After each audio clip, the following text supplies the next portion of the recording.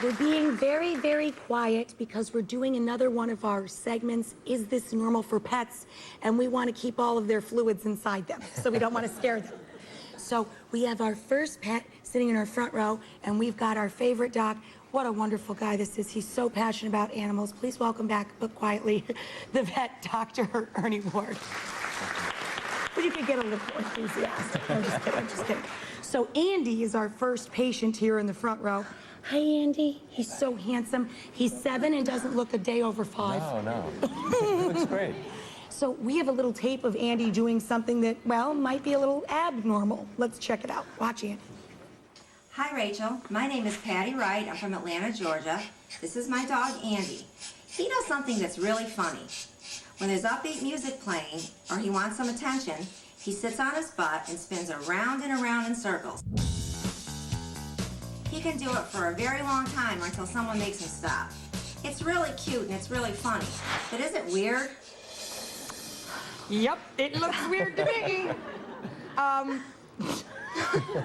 Well, Doc, I mean, what's that about? Yeah, I mean, Andy's one of those dogs. He's kind of close to getting to spin out of control, if you know what I'm saying. He's showing some tendencies there towards maybe some compulsive behavior, sort of like OCD in people. And I like what she said on the little piece there. It started out as cute, and so we reward them, we praise them, and you know, and then they get ingrained this behavior, and it becomes one of, this is how I get attention, this is how I get your affection. Just like a kid. And that's negative, because these dogs can kind of teeter and become, I mean, I've had cases of bull terriers that will do this, Rachel, 8-10 hours a day.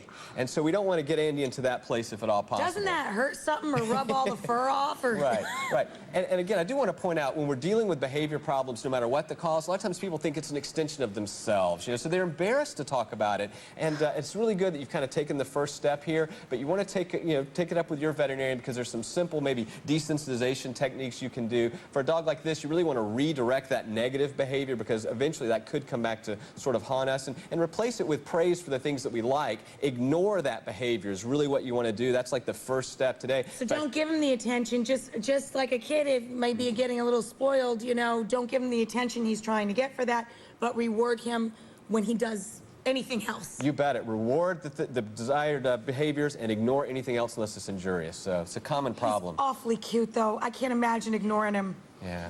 Oh, sit and spin. Fonzie would have loved that dog. Well, yeah, that's right. And don't ignore him. Ignore the behavior. Don't ignore the dog, just ignore the behavior. Right. That's good advice. That's very good advice. So, shall we do a cat? Want to do a cat now? Yeah, okay, definitely. well, this one, the cat's name's Munchie. Shall we check out Munchie? Let's watch Munchie's tape. Hey Rachel, my name's Heather and I'm from Memphis, Tennessee, and my cat Munchie does the strangest thing.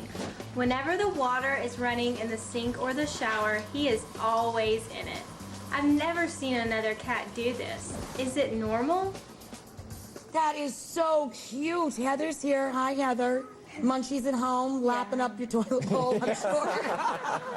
My mom has a cat like this. My mom has a cat like everything. My mom's got like 14 cats, 4 inside and 10 out. But one of them loves being in the bathroom after somebody takes a shower, because the thing drips, and loves to be in the kitchen when you're doing the dishes. Right. Is that normal? And Rachel, my cat Freddie does the same thing. And a lot of this is really ritualistic. I mean, if you notice, you're kind of getting ready in the morning to go to school or to work or whatever, and this is their time to be with you. The other component of this that I like is the fact that cats like fresh water. And so these little water dispensers, freshly aerated water. Who wants just a stale, warm bowl of water? You're like, come on, you can do better than that, people. So this is a nice way to do that. You want to make sure, though, that your cat, if it's displaying this behavior, doesn't have like a kidney problem or diabetes, and they're trying to get more water. General rule of thumb, if a cat's drinking more than 6 or 8 ounces a day, maybe a problem there, but this is normal behavior. Your cat's not whacked out. It's just looking for some love, and that's happens to be the place that it's getting it from you. And I love the freshwater aspect. Should she get one of those little spinny water system things that you see? I've got one. My cats love it. Some cats are terrified of it, so you have to kind of experiment with it. But for me, I think they're great. It's kind of a nice thing, too. But yeah, I mean, they're inexpensive. Maybe you should pick one up for Munchie. Yeah. But if it takes Munchie out of the bathroom ritual, then I wouldn't recommend it, because that's an important bonding. I mean, is that important to you? Do you like that in the morning? It is. I like to see him when he's playing in the water. I think it's really cute. Yeah, and as long as you don't have friends or family over that think you're really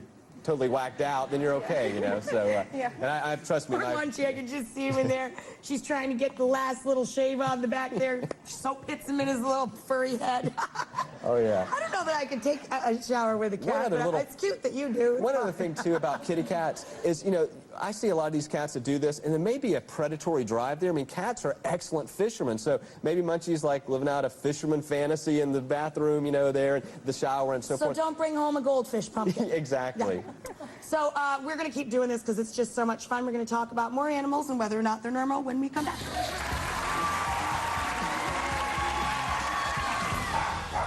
She absolutely hates men. More animals with issues are on the way. And we're busting a couple of huge pet myths. Well, that's just not true. Recent research It's shows... not.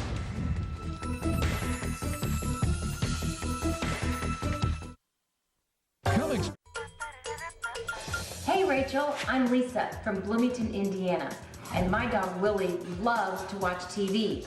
He watches different shows with the family, he even watches TV sometimes by himself. And he particularly likes shows where there's animals. He'll run around, bark, and sometimes it looks like he's trying to jump right into the TV to play with the animals. Rachel, do you think that's normal? Well, we're here with Dr. Ernie to ask him his opinion. We're keeping our applause down a little bit so we don't scare our little buddy Andy in the front row there. All the other animals, we haven't been able to coax them out here. They're all having fun in the back there. Right. Now, my dog, she freaks out if she hears me in the TV because if I'm in the house and I'm in the box, How that can you do upsets that? her. Yeah. Right. But I do leave CNN on for her so she can become a smart dog.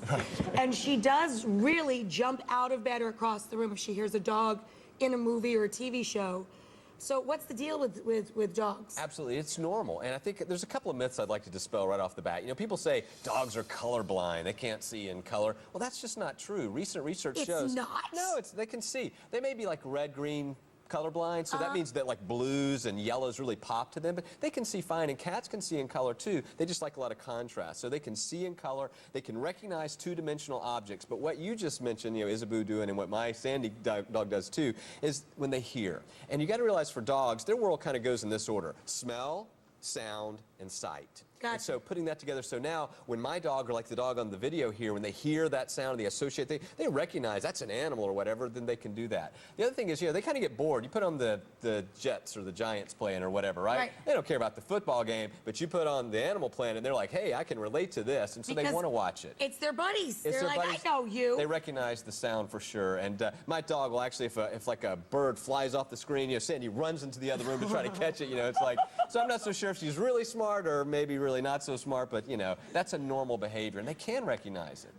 Now we've got one man-eating dog. Check it out. Watch Gwenny. Hi Rachel, this is Katie. I'm from West Islip, Long Island, and this is my dog Gwenny. She does the strangest thing. She absolutely hates men. Whenever a guy comes